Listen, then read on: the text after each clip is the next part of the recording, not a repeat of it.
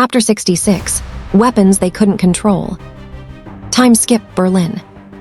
Traffic rolls around the Berlin Victory Column outside. Inside the heavily reinforced, gray armored truck, Bucky Barnes sits trapped within a glass-walled prison pod, bound by heavy steel restraints. 3 armed GSG-9 guards sit opposite the glass, weapons ready, eyes locked on him. Sitting on the bench just outside the pod, separate from the guards, is Katie Forbes. Her posture is entirely rigid, hands resting loosely on her knees, a resting warrior's stance. Her eyes aren't on the guards, they are locked onto Bucky.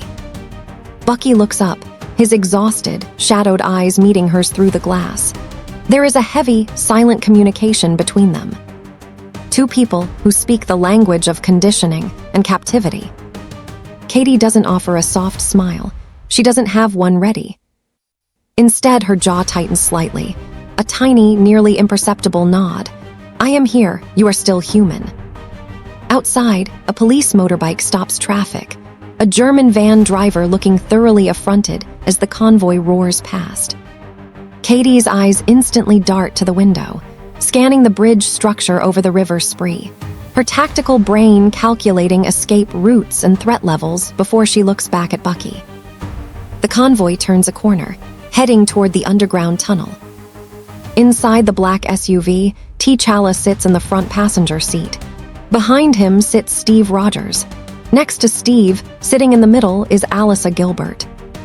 Her hand is resting on the seat, her pinky finger hooked gently around Steve's thumb, a quiet, grounding anchor in the cramped space. Sam Wilson sits on her other side, looking out the window. The tension in the car is thick enough to cut. Sam tries to shatter it. So you like cats? Steve closed his eyes for a fraction of a second, exhaling slowly. Sam. Sam looks over to Steve. What? Dude shows up dressed like a cat and you don't want to know more. Steve ignored him, leaning slightly forward to address the back of T'Challa's head. Alice's eyes tracked the movement, her sharp intuition already parsing the rigid, unforgiving set of the Wakandan prince's shoulders. Steve asks T'Challa, "Your suit, it's vibranium." T'Challa's eyes narrowed as he glanced sideways into the rearview mirror, his focus settling heavily on Steve. The Black Panther has been the protector of Wakanda for generations, a mantle passed from warrior to warrior. T'Challa turned his head slightly, his profile sharp and unyielding against the glass. And now, because your friend murdered my father, I also wear the mantle of king. Alisa shifted forward just an inch, her soft, steady voice breaking the tension with a terrifyingly calm determination. We are deeply sorry for your loss, Your Highness, but Bucky didn't do this. He was framed. T'Challa's gaze shifted in the mirror, landing on Alisa. He evaluated her with a cold, silent respect, recognizing the fierce loyalty beneath her calm exterior, but his expression remained made of stone. He looked back to Steve. So, I ask you as both warrior and king, how long do you think you can keep your friend safe from me? Steve remained stony-faced, his jaw clenched, but his hand tightened firmly around Alisa's, drawing strength from her presence. Alisa didn't look away from T'Challa's reflection, her expression fierce and unyielding. Outside, the light faded to shadow as the convoy turned and headed deep underground. In the cavernous, light gray walled bunker, Bucky's glass prison pod was hoisted into the air by a heavy forklift. Nearby, Steve got out of the SUV, his eyes immediately tracking the movement of the pod. Beside him, Alisa stepped out into the damp subterranean air, her hand instantly finding the small of Steve's back, feeling the rigid tension in his muscles. Bucky stared straight ahead, completely missing them in the sterile chaos of the hangar. With Sam, Lilith, and T'Challa flanking them, Steve and Alisa approached Sharon Carter. She stood beside a diminutive, gray-headed man, wrapped in a sharp, bureaucratic suit. Steve walks over. What's gonna happen to him? Everett looks at him. Same thing that ought to happen to you. Psychological evaluation and extradition. Sharon points to him. This is Everett Ross, Deputy Task Force Commander. Steve looks at them. What about a lawyer? Everett laughs. "Lawyer, that's funny. See, their weapons are placed in lockup. Oh, we'll write you a receipt." Sam looks at the soldiers. "I better not look out the window and see anybody flying around in that." From the back of the group, Lilith let out a low, dangerous hum. Her dark eyes pinned Ross to the spot. The commander blinked, a sudden chill running down his spine, though he couldn't quite place why. As the guards began to wheel the pod toward the secure lower levels, Steve looked back, finally catching Bucky's exhausted eye through the thick glass. Deep within the facility's high-security wing, the forklift lowered the prison pod into a heavily reinforced chamber. A technician connected a massive power pipe to the base of the pod, causing the internal lights to flicker and dim. Standing just outside the primary blast doors were the two weapons the Red Room and Hydra had spent decades perfecting: Bucky Barnes inside the glass and Katie Forbes standing guard outside it. A man carrying a leather briefcase and an official security badge stepped into the chamber. Helmed under the alias of a UN psychologist, Helmut Zemo carried himself with a quiet, unassuming precision. Katie's survival instincts flared instantly. Her eyes scanned him, noting the precise weight of his footsteps, the way his fingers held the briefcase too tightly, the utter lack of genuine academic warmth in his eyes. Zemo looks at them. "Good afternoon, Sergeant Barnes, Miss Forbes. I am Dr. Cullen. I have been sent by the task force to conduct the psychological evaluation." Katie didn't move an inch, blocking the direct path to the glass. Her voice was a cold, razor-sharp whisper. "I didn't see your name on the internal transport manifest, Doctor." Zemo stopped, pausing just a few feet away. He looked at Katie, his eyes analytical, calculating the exact brand of trauma he was looking at. He recognized the hypervigilance, the rigid, lethal posture, a Red Room operative. A slow, subtle smile tugged at the corner of his lips, an intentional, devastating move. "Ah, forgive me. The bureaucracy of these international oversight committees can be quite chaotic. They often leave out the most vital components." He took a step closer, intentionally dropping his voice into a specific, low, rhythmic cadence, a tone perfectly mimicking the cold, clinical delivery of a Soviet handler during conditioning sessions. "Sometimes, the system forgets that a weapon must be properly logged before it can be dismantled. We wouldn't want any uncontrolled variables left in the room, would we?" The specific combination of words weapon, dismantled, uncontrolled variables delivered, in that exact, deadpan, authoritative tone, hit Katie like a physical blow. Internally, her mind spiraled. A flash of red lights, the smell of ozone, and the freezing cold of the Siberian facility slammed into her consciousness. Her breath caught, her eyes widening for a fraction of a second as her fingers twitched toward her empty thigh holster. She was experiencing a phantom trigger, her conditioning screaming at her to submit to the handler in front of her. Bucky slammed his metal fist against the glass from inside the pod, the loud thud echoing through the chamber. He had seen the look on Katie's face. He knew that look. Leave her alone, get away from her. The outburst snapped Katie out of the haze. Her jaw clenched so hard the bone popped, her deadly calm snapping back into place over her internal panic. She stepped directly into Zemo's personal space, her voice dropping to a terrifyingly quiet whisper. "Step back from the glass, now, or I will dismantle you myself, bureaucracy be damned." Zemo offered a polite, compliant nod, stepping back with his hands raised slightly. He had found exactly what he came to look for. High above the control room, Tony Stark found Steve and Alisa standing by a panoramic window. The atmosphere between the couple was quiet. Alisa was gently rubbing the tension from Steve's shoulders, her rainy day comfort energy, the only thing keeping him grounded. Tony walks over. "Hey, you want to see something cool? I pulled something from Dad's archives. Felt timely."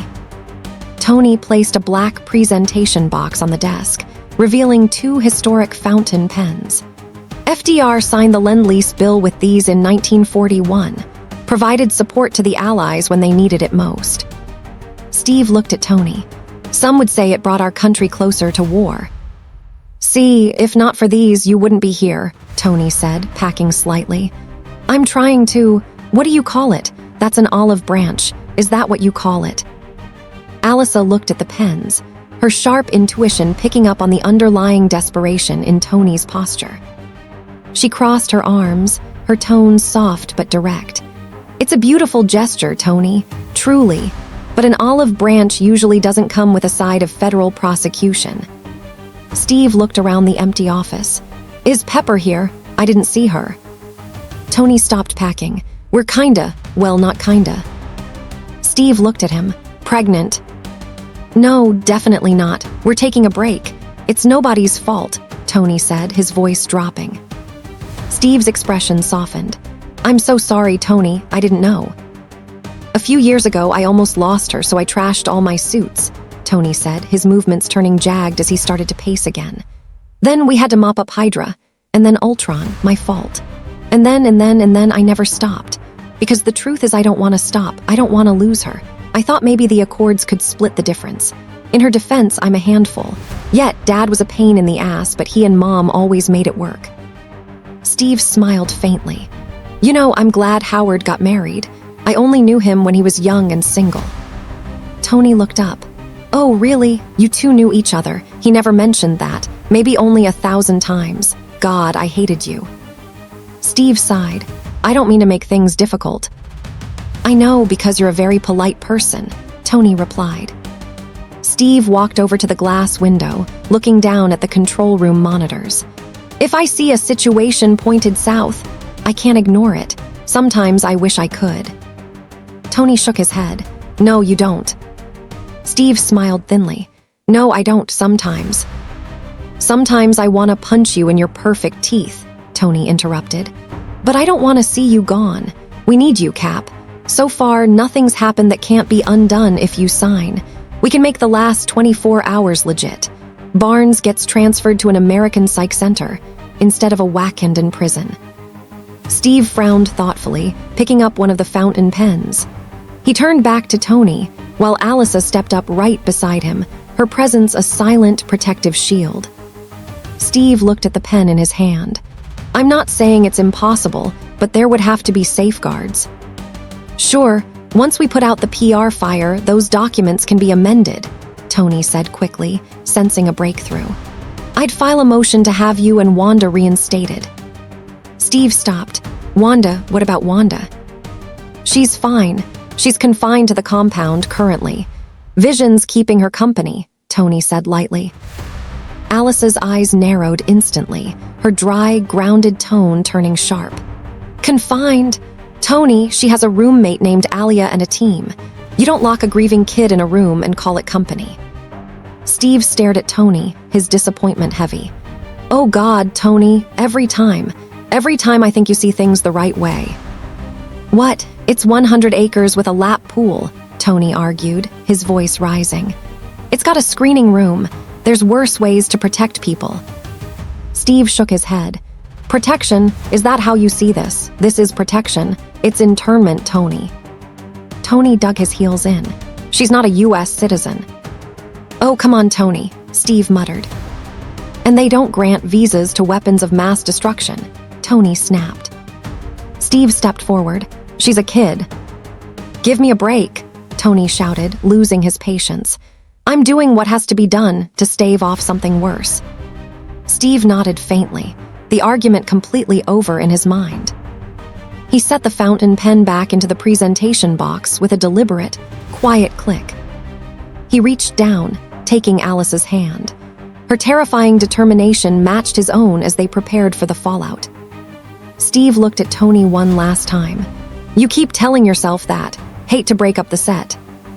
Without another word, Steve and Alisa walked out of the office together, leaving a rueful Tony standing alone, watching Bucky and a deeply unsettled Katie Forbes on the cold control room screens below.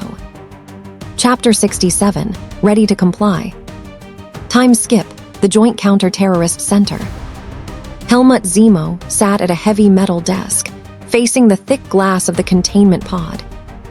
Inside, Bucky Barnes remained heavily restrained, his jaw tight as he stared back at the man who called himself a doctor. Outside the blast doors, Katie Forbes stood like a statue, her hand hovering a mere fraction of an inch from her empty thigh holster. Her breathing was shallow, her razor-sharp senses screaming that something in this room was terribly wrong. Zemo looked up from his papers, his voice infuriatingly calm. "Hello, Mr. Barnes. I've been sent by the United Nations to evaluate you. Do you mind if I sit? Your first name is James." In a secure, glass-walled office a few floors above, Sharon Carter walked over to Steve, Alisa, and Sam, holding out a digital clipboard. "The receipt for your gear." Sam looked down at the screen, incredulous. "Bird costume, come on." "I didn't write it," Sharon said dryly. She reached over and pushed a button on the console, unmuting the live audio feed from Bucky's evaluation room. Zemo's voice crackled through the speakers. "I'm not here to judge you. I just want to ask you a few questions. Do you know where you are, James? I can't help you if you don't talk to me, James." On the monitor, Bucky's head shifted slightly. "My name is Bucky." Steve watched the screen closely, but his mind was spinning. He looked away from the monitor, studying a blurry, printed photograph of the suspect from the Vienna bombing on the desk. Alisa leaned over his shoulder, her sharp intuition already parsing the strange anomalies of the case. Steve looked up at Sharon. Why would the task force release this photo to begin with? Sharon frowned. "Get the word out, involve as many eyes as we can." "Right," Steve said, his voice dropping into a hard, calculating tone. "It's a good way to flush a guy out of hiding. Set off a bomb, get your picture taken. Get 7 billion people looking for the Winter Soldier." Alice's eyes widened slightly as the pieces clicked together. "You're saying someone framed him just to find him.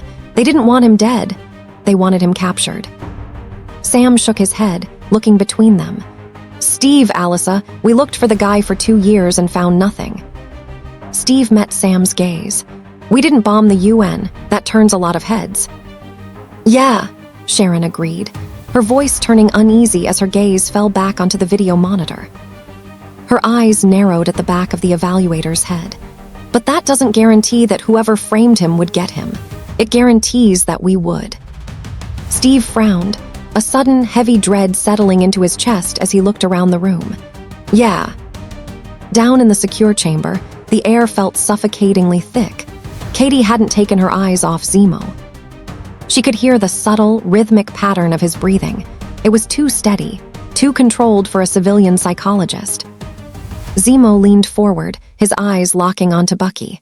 "Tell me, Bucky, you've seen a great deal, haven't you?" "I don't want to talk about it," Bucky muttered, his voice strained. "You fear that. If you open your mouth, the horrors might never stop," Zemo said smoothly. "Don't worry." A soft chime echoed from Zemo's digital tablet. He glanced down. The screen read, "Message inbox, 1 status, package delivered." A chilling, subtle smile touched Zemo's lips. He looked back up at Bucky, then cast a sideways glance at Katie. "We only have to talk about one." Miles away, at a secluded power station, a massive EMP device erupted inside a delivery crate. A blinding bubble of blue energy engulfed the station, sending violent sparks flying into the air. Instantly, the lights inside the Berlin bunker flickered and died, plunging the entire facility into absolute darkness. Emergency, red backup lights kicked in, bathing the corridors in a bloody glow. Upstairs in the command center, chaos erupted. Everett Ross barked into his comms, "Great! Come on, guys, get me eyes on Barnes. Go." Tony Stark stepped forward, his face illuminated by the glow of his phone. "Friday, get me the source of that outage." In the office, Sharon checked a manual security override.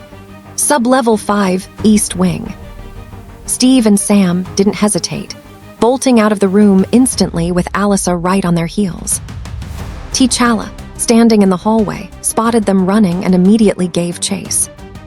Down in the pitch-black chamber, the heavy electronic locks on Bucky's pod clicked open as the primary power failed.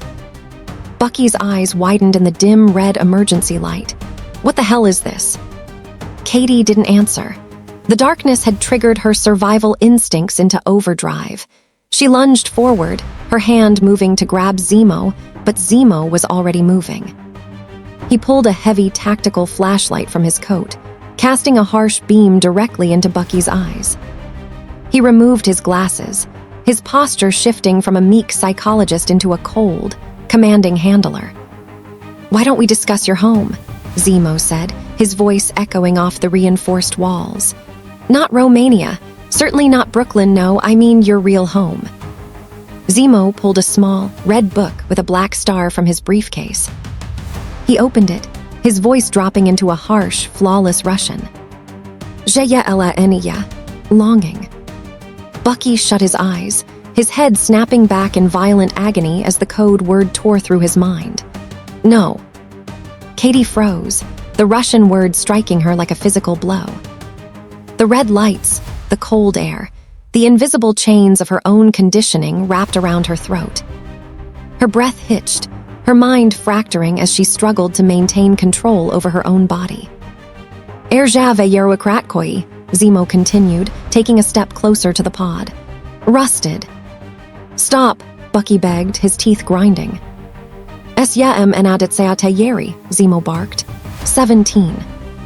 Bucky's metal arm began to tremble violently within its steel restraint. He sneered angrily, the persona of the Winter Soldier clawing its way to the surface. "Stop." "Katie," Bucky choked out, his eyes finding her through the glass, a desperate final plea for help. But Katie was trapped in her own nightmare. Her eyes flashed with a haunted, hollow fear, her hands trembling as she fought the phantom triggers bleeding into her own mind. She wanted to move, wanted to strike Zemo down, but her conditioning held her in a suffocating paralysis. "Erassvayete," Zemo said, his voice absolute. "Daybreak." With a deafening roar of pure agony and rage, Bucky clenched his fist and ripped his flesh arm completely free of the steel restraint. He slammed his metal hand against the glass. Zemo didn't even flinch. He kept reading, raising his voice over the sound of fracturing glass. "Heyechayeri, furnace, deyeveyatayeri." 9. Bucky thumps the inside of the pod, cracks spiderwebbing across the reinforced structure. "Deabe asya deyecha enyerukratkoi," Zemo commanded. "Benign." Bucky punched harder, the glass groaning under the immense force. Zemo recited calmly. "Homecoming. Aden. 1. Freight car." With a final, explosive shatter, Bucky battered the front of the pod. The heavy glass screen flew clear, crashing into the concrete floor in 1,000 pieces. Katie fell back a step, the sound of the shattering glass finally snapping her out of her paralysis. Her survival instincts locked back into place, but it was too late. Zemo slowly rounded the ruined pod, the flashlight in his hand illuminating the monster he had just awakened. He stood directly before Bucky, who straightened his spine, his expression entirely blank, cold, and dead. The man named Bucky was gone. Only the asset remained. Zemo looked into the dark, hollow eyes of the assassin. "Sal deate, soldier." Bucky stared straight ahead, his voice devoid of any human emotion. Ready to comply. Zemo smiled in the shadows. Mission report, December 16, 1991. Steve and Sam arrived outside the chamber, bursting into a hallway bathed in flashing red emergency lights. Dozens of task force agents were slumped against the walls and scattered across the floor, all of them out cold. Alisa ran right behind them, her heart hammering against her ribs. She didn't look at the carnage. Her eyes were locked on the doorway where she knew Bucky and Katie were inside. "Help me, help," a voice groaned from the shadows. Steve lunged into the chamber, finding Zemo slumped in a heap on the floor. Steve grabbed the man by his jacket and shoved him violently against the wall. "Get up! Who are you? What do you want?" Zemo looked at Steve, a bloodied, chilling smile on his face. "To see an empire fall." Before Steve could press further, a terrifying crash echoed from the dark corner of the room. Sam entered the chamber, just as a fist smashed completely through the drywall. Sam ducked, but Bucky was already moving with terrifying, enhanced speed. He grabbed Sam by the jaw, lifting him effortlessly, and threw him hard against the open prison pod. "Bucky, stop," Alisa cried, stepping into the room. Steve lurched into the fight, throwing a heavy punch that connected with Bucky's jaw. Bucky barely felt it. His eyes were completely hollow, devoid of the friend Steve knew. Bucky retaliated with a brutal kick and a punch that sent Steve flying backward, crashing out of the chamber and into the main corridor. Katie stepped out of the shadows behind Bucky, her eyes wide, staring at her own hands. The conditioning words had fractured her mind, but she was fighting the programming with every ounce of her remaining willpower. She looked at Bucky, then at Alisa. "Katie, help him! Fight it!" Alisa shouted, her soft voice carrying a terrifying determination as she rushed forward to put herself between Bucky and the hallway. Bucky roared, lunging at Alisa. Alisa didn't flinch. As a healer and a strategist, she knew she couldn't match his brute strength, but she knew his blind spots. She ducked beneath his wild swing, sliding past his flank, and grabbed his flesh arm, using his own momentum to twist him toward the wall. But the Winter Soldier was too heavy. Bucky threw his weight backward, slamming Alisa into the concrete. Alisa gasped as the air left her lungs, but she refused to let go, locking her arms around his waist to pin him. "Katie, now!" The scream shattered Katie's paralysis. Her survival instincts warred with her conditioning, and her loyalty to Bucky won. With a lethal, deadpan focus, Katie launched herself forward. She threw a lightning-fast combination, a palm strike to Bucky's chin followed by a sweeping kick to his knee. Bucky stumbled back, releasing Alisa. He turned his dead gaze on Katie. Two weapons, trained by the same ghosts, collided in the narrow space. Katie blocked a devastating left hook from his metal arm, the sheer force of the impact vibrating through her bones. She deflected his next strike, slipping inside his guard to drive her elbow into his ribs. Bucky didn't even blink. He grabbed Katie by the front of her tactical vest and hurled her across the corridor. She crashed heavily into the elevator doors just as Steve scrambled back to his feet. Bucky stalked toward them. He threw a punch at Steve that missed, his metal fist tearing straight through the reinforced elevator doors. Steve blocks the next strike, but the raw, unyielding power of Bucky's fist sent Steve tumbling backward through the broken doors, plunging down into the darkened elevator shaft. Inside the chamber, Sam struggled to his feet, groaning as he spotted Zemo slipping past the commotion and looking down the secondary maintenance shaft. A voice blared over the PA system. "Der Ostflügel ist kompromittiert. Ich wiederhole, der Ostflügel ist kompromittiert." "Hey," Sam shouted. Zemo bolted up the stairwell. Sam gave chase immediately, abandoning the chamber. At the bottom of the elevator shaft, Steve pushed himself off the concrete floor, coughing through the dust, and began the grueling climb back up. Upstairs in the primary control room, alarms wailed in a deafening chorus. Everett Ross was shouting orders over the noise. "Evac all civilians. Get me a perimeter around the building and gunships in the air." Natasha Romanoff turned to Tony Stark, her voice tight. "Please tell me you brought a suit." "Sure did," Tony said, adjusting his cuffs. "It's a lovely Tom Ford 3-piece, 2-button. I'm an active-duty non-combatant." Sharon Carter ran past them, drawing her weapon. "Follow me." On the ground floor of the complex, Bucky walked with a slow, mechanical stride. He battered 2 fleeing guards, throwing them aside like ragdolls. Tony Stark took cover behind a massive concrete pillar, slipping on a pair of high-tech glasses. Natasha's voice crackled over his radio. "We're in position." Tony tapped a control on his watch. Instantly, the metal expanded, morphing and wrapping around his hand until it formed a single, fully functional Iron Man glove. He stepped out from behind the pillar and zapped Bucky with a stun burst, just as the assassin raised a gun to shoot another guard. Tony rushed him, firing again, but Bucky ducked the blast. The two traded brutal, blindingly fast blows. Bucky brought the gun up, firing directly at Tony's face, but Tony clapped the Iron Man glove over the barrel, trapping the bullet inside.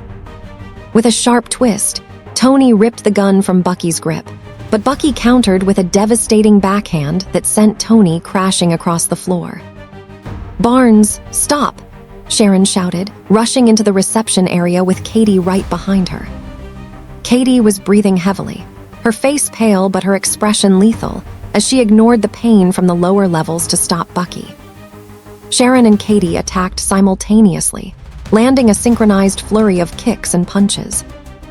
They moved like clockwork, but the Winter Soldier was a wall of muscle. Bucky caught Sharon by the arm, spinning her effortlessly, and flipped her head over heels.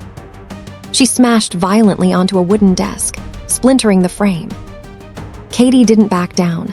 She swung a fierce kick at his torso, but Bucky caught her leg with his flesh hand. Before she could counter, his metal hand shot forward, wrapping around her throat like a vice and lifting her off the ground.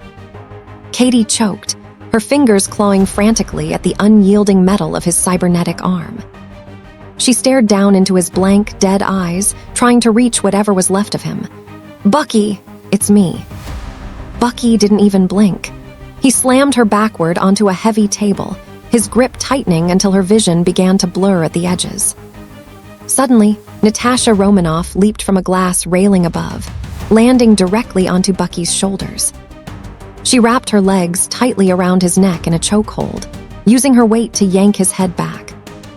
At the same instant, Alisa sprinted into the room and drove a heavy security stanchion into Bucky's side. The combined force broke his concentration. Bucky let out a harsh grunt, his metal hand finally releasing its death grip on Katie's throat. Katie slumped onto the table, coughing violently and clutching her neck as she gasped for air. T'Challa came from nowhere. A flying kick from the Wakandan prince caught Bucky dead in the chest, throwing him completely away from the women. T'Challa engaged Bucky in a spectacular, lightning-fast display of martial arts, landing rapid kicks and heavy punches. Bucky managed to slip a counterpunch through the defense, sending T'Challa crashing to the floor, but the prince recovered instantly. Realizing he was outnumbered, Bucky turned and hurried up the central staircase. T'Challa leaped across the upper levels, vaulting over a structural railing and landing flawlessly right in front of Bucky. The limber prince executed a spin kick, grabbing Bucky's metal arm. He tried to twist the cybernetic limb, but his eyes widened with sudden worry as he realized the mechanical joint wouldn't give. Bucky threw T'Challa backward, but the prince kept his grip, and both men went tumbling violently down the stairs. They resumed their brutal brawl on the small landing. T'Challa executed a sweeping low kick, sending Bucky over the railing. T'Challa leaped down after him, landing in the wide reception area. He scanned the space, breathing heavily, but it was empty. Bucky had vanished into the crowds of fleeing staff. Outside, hundreds of terrified base employees fled the building en masse, pouring into the wide courtyard. Sam Wilson emerged from the crowd, his eyes scanning the ground until he spotted something familiar. He jogged over and picked up a crumpled, blood-stained fabric tab. Sam scowled, looking around the chaotic courtyard. Damn it. High above the chaos, on the rooftop helipad, the wind howled. Bucky marched deliberately up to a blue UN helicopter, his metal hand ripping the heavy steel lock completely off the door. He swung himself into the pilot's seat and flipped the ignition switches. The rotors began to spin, gathering speed. The door to the rooftop burst open. Steve Rogers rushed outside, his boots pounding against the concrete as he sprinted toward the rising chopper. The helicopter lifted off the pad, hovering a few feet in the air. Steve launched himself into the sky, his fingers catching the metal landing gear. The helicopter groaned, struggling to gain height under the immense weight. With his muscles bulging and his veins straining against his skin, Steve pulled down with godlike strength. His boots kicked desperately for traction until he found purchase, planting his feet flat on the helipad's surface. The chopper surged forward, dragging Steve onto the weak, metal mesh framing the edge of the pad. Knowing he was losing his grip, Steve reached out with one hand, grabbing the metal safety railing of the building, while his other hand remained locked onto the chopper's landing gear. He gritted his teeth, his neck straining with incredible, agonizing effort as he held the aircraft captive between his bare hands. Inside the cockpit, Bucky glowered through the glass. Seeing his path blocked, he threw the joystick hard to the left. The nose of the helicopter swung violently, smashing directly into the concrete edge of the helipad. The main rotor blades shattered into 1,000 deadly flying shards. Steve ducked, covering his head as the tail of the chopper swung around in a chaotic blur. The twisted, smoking wreckage of the helicopter came to a halt, lying on its side on the weak mesh framing. Steve rose from the deck, coughing through the smoke, and stepped toward the shattered canopy. Suddenly, Bucky's metal arm exploded through the broken glass. Growling like a wild animal, Bucky wrapped his hand around Steve's throat, lifting him up. Under the shifting weight, the heavy wreckage of the chopper began to list dangerously over the edge of the building. With a horrific screech of tearing metal, the tail broke off completely, falling multiple stories into the river spree below. Bucky refused to let go of Steve's throat. As the main body of the vehicle tipped over the edge, it dragged both of them down into the open air. The heavy machinery and the two men slammed into the river with a massive explosion of water. The violent force of the impact knocked Bucky out cold, his grip finally slipping from Steve's neck. The twisted body of the helicopter sank quickly, disappearing into the dark riverbed along with the rest of the debris. A few agonizing seconds passed before Steve surfaced, gasping for air, holding the unconscious body of his oldest friend tightly in his arms. Chapter 68, Before the Airport. Time skip, abandoned warehouse. The air inside the abandoned warehouse tasted of rust and damp concrete. A single shaft of gray Leipzig light cut through the fractured skylight, illuminating the dust motes dancing around the massive industrial vise. Clamped within its heavy iron jaws was Bucky Barnes' metallic left arm.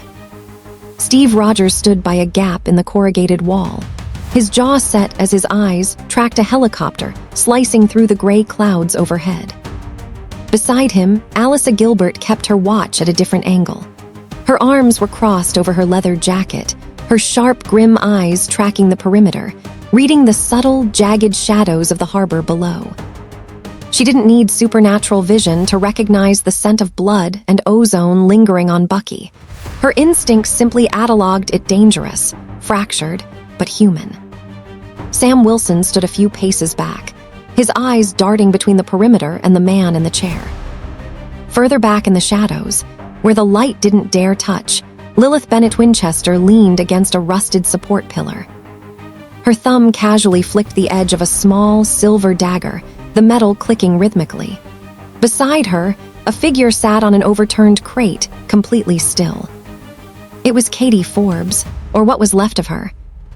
Katie's posture was eerily rigid, her eyes fixed on the concrete floor with a blank, unblinking intensity that made the hair on the back of Sam's neck stand up. She didn't look like an assassin waiting to strike. She looked like an object that had been placed there and forgotten. Her breathing was so shallow it was nearly imperceptible. "Hey, Cap," Sam called out quietly, breaking the silence. Steve turned from the gap, his boots thudding softly against the grit as he joined Sam and Alisa by the vise. They stared down at Bucky. Bucky's head rolled back, his eyes fluttering open, heavy with pain and confusion. "Steve," Bucky rasped, his voice cracked. Steve didn't step closer yet. The shield felt heavy on his back. "Which Bucky am I talking to?" Bucky swallowed hard, his gaze shifting past Steve to find Alisa, then flickering toward the dark corner where Katie sat like a ghost. He looked back at Steve, a fractured smile touching his lips. "Your mom's name was Sarah. You used to wear newspapers in your shoes." Steve's shoulders dropped a fraction of an inch, the tight line of his mouth softening. "Can't read that in a museum." "Just like that, we're supposed to be cool?" Sam asked, stepping forward, his hands on his hips. He shot a glance back at Lilith, who merely raised an eyebrow, her dark, hybrid eyes gleaming with a mixture of amusement and caution. "What did I do?" Bucky whispered, his chest heaving as the weight of the previous hours crashed down on him. "Enough," Steve said. "Oh God, I knew this would happen," Bucky groaned, lowering his head, the metal of his trapped arm groaning against the vise. "Everything Hydra put inside me is still there. All he had to do was say the goddamn words." From the shadows, Katie's head snapped up. The movement was mechanical, terrifyingly fast. Her vacant eyes locked onto Bucky's face. A subtle tremor ran through her fingers, a violent, deep-seated physical reaction to the word Hydra, but her expression remained completely dead. Lilith noticed, stepping slightly closer to Katie, placing a warm, grounding hand near her shoulder without quite touching her. "Who was he?" Steve demanded. "I don't know." "People are dead, Buck," Steve urged, his voice rising with a rare flash of frustration. "The bombing, the setup, the doctor did all that just to get 10 minutes with you. I need you to do better than I don't know." Bucky looked up, despair tearing through his features. He wanted to know about Siberia, where I was kept. He wanted to know exactly where. Alisa stepped closer, her voice calm, a steadying anchor in the tense room.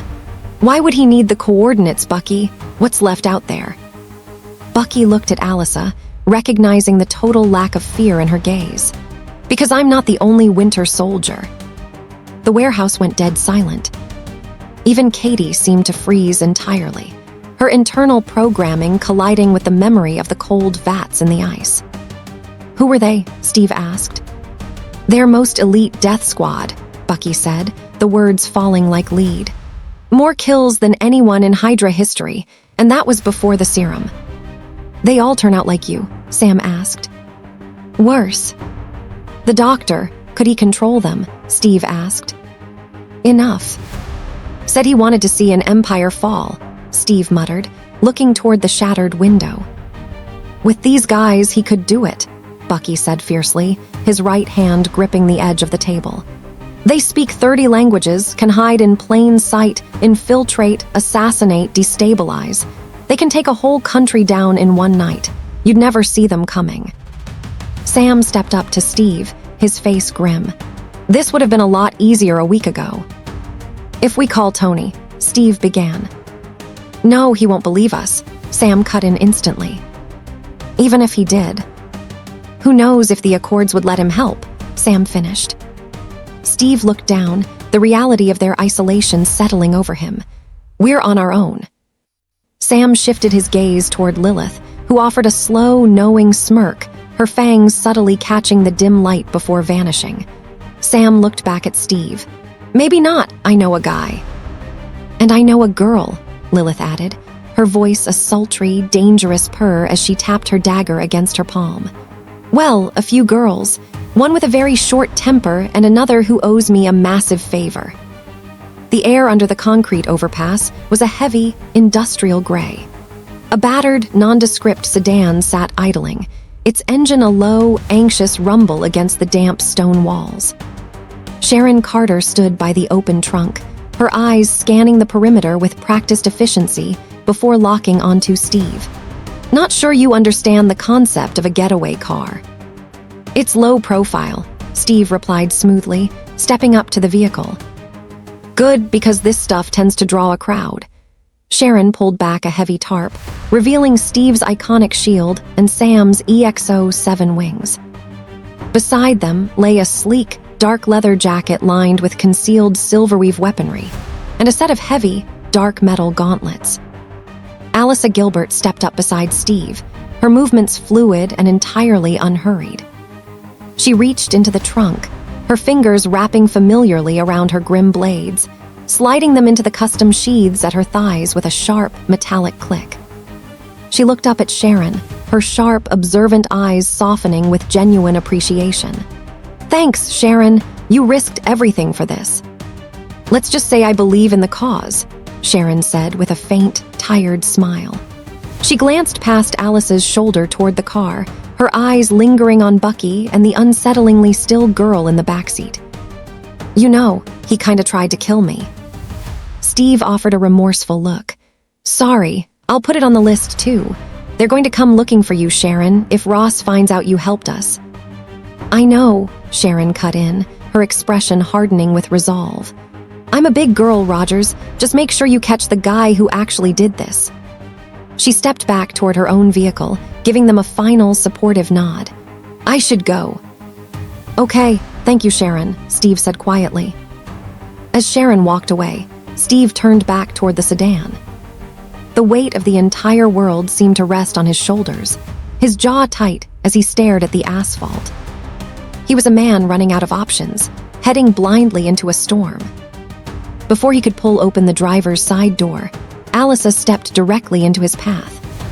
She didn't say a word. Her sharp, grim intuition had been reading the subtle, fractured lines of his posture all day. She placed both hands flat against his chest, her touch warm and grounded, an instant barrier against the mounting chaos. Steve stopped, letting out a long, ragged breath he didn't realize he'd been holding. He leaned down, burying his face into the crook of her neck, his broad arms wrapping around her waist, pulling her flush against him. It wasn't a desperate declaration. It was a silent, powerful anchoring. To Steve, Alisa wasn't just his fiancée. She was home, she was peace, and she was the only thing keeping him tethered to his own humanity. Alisa held him tightly, her fingers tracing the tense muscles of his back, absorbing the heavy burden he carried without requiring a single sentence of explanation. "Hey," she murmured softly against his ear, her voice a steady, comforting balm. "Look at me." Steve pulled back, just enough to look into her eyes. "We're going to find the truth, and we're going to fix this," Alisa said, her tone fierce with a quiet, unwavering confidence. She reached down, brushing her thumb over the heavy silver band on his finger before sliding her hand up to cup his jaw. "But you are not allowed to carry the whole world by yourself today. Let us help you." A faint, genuine smile finally broke through Steve's hardened expression. The tension in his shoulders visibly melted away. "I don't know what I'd do without you." "Good thing you'll never have to find out," Alisa replied with a dry, grounded smile. She patted his chest playfully before stepping around to the passenger side. "Now get in, before the Birdman starts honking." Steve climbed into the driver's seat, his heart lighter, his focus entirely restored.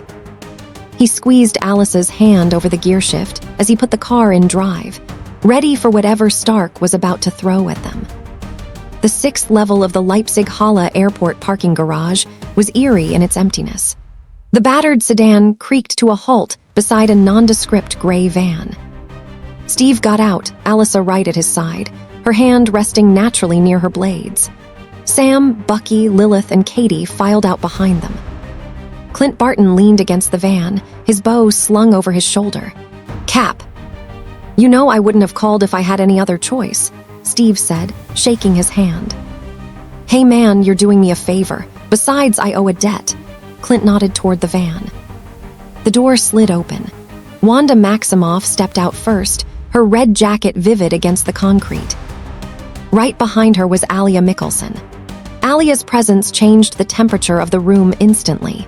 She moved with the fluid, dangerous grace of an ancient predator, her eyes scanning the newcomers with a fierce, territorial intensity.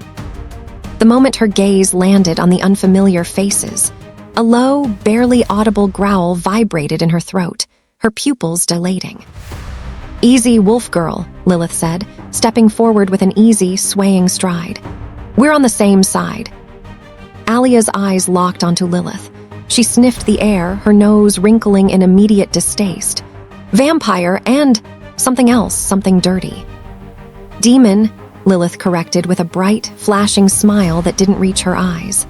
"And you smell like a wet dog dipped in an open flame. Let's skip the formal introductions, shall we?" Before Alia's temper could flare, a blur of blue and silver light skidded to a halt between them. Pietro Maximoff stood there, a cocky smirk on his face, though his eyes immediately searched Alia's face for any sign of distress. He reached out, his hand sliding naturally around Alia's waist, pulling her slightly against his side.